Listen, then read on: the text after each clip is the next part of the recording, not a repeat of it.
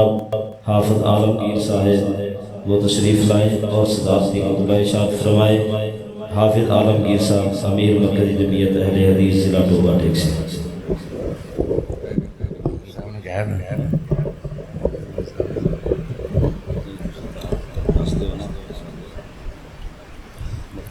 السلام علیکم ورحمۃ اللہ وبرکاتہ۔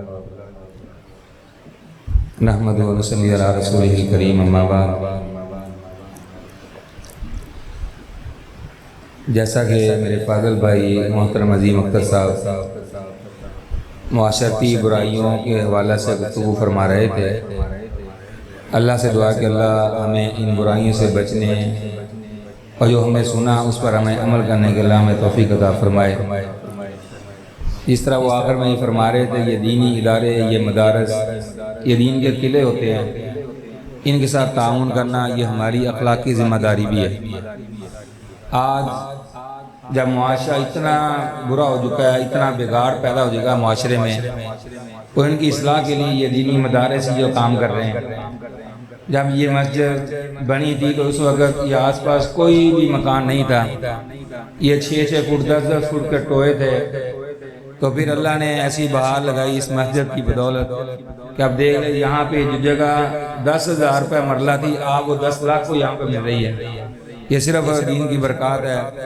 ابھی والد محترم رحمۃ اللہ علیہ نے اس مسجد کی جب بنیادیں بنی تھی، جب بنیاد رکھی تھی، تو اس کے بعد مسجد کا آغاز ہوا، تو اسی وقت سے میرے فاضل بھائی قاضی ظفر اقبال صاحب اس مسجد میں انہوں نے خدمت کے لیے یہاں پہ لے کے آئے، تو اس وقت سے آج تک الحمدللہ یہ ادارہ جو ہے وہ کام کر رہا ہے۔ اور آج آپ دیکھ رہے ہیں کہ کتنے یہ نونہار طالب علم آپ کے سامنے قرآن کی تعلیم کے لیے بیٹھے ہوئے ہیں، اور ہر سال 1 2 بچے 3 بچے قرآن حفظ کر کے یہاں سے جا رہے ہیں۔ اور فرمایا خیرکم من تعلم القرآن، یہ سب سے بہتر انسان ہوا ہے جو قرآن کو سیکھ لیتا ہے۔ اور آج جو قرآن کو پڑھتا ہے، قرآن کو سیکھ لیتا ہے، اللہ اس کو دنیا میں بھی عزت عطا کرتا ہے اور آخرت میں اللہ اس کو عزت عطا کرے گا۔ تو میں جتنے بھی بھائی آئے ہیں، وہ جس طرح محترم عظیم اختر صاحب نے فرمایا کہ آپ نے ان اداروں کے ساتھ کھل کے تعاون کرنا ہے۔ یہ ادارے جو آپ کے تعاون کے محتاج ہوتے ہیں، باقی اللہ کی رحمت اور توفیق ہوتی ہے، اللہ ان اداروں کو بند نہیں کرتا۔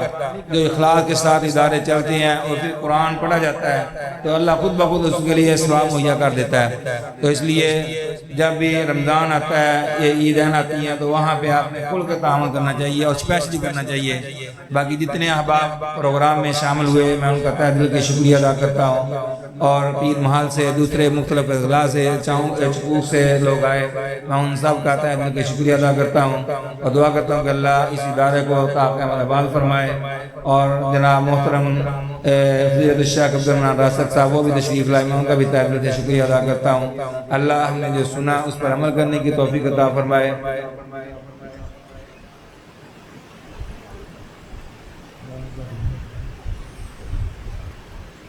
اور اداروں کے ساتھ ہمیں کھل کے تعاون کرنے کی اللہ ہمیں توفیق عطا فرمائے۔ وآخر دعوانا الحمدللہ۔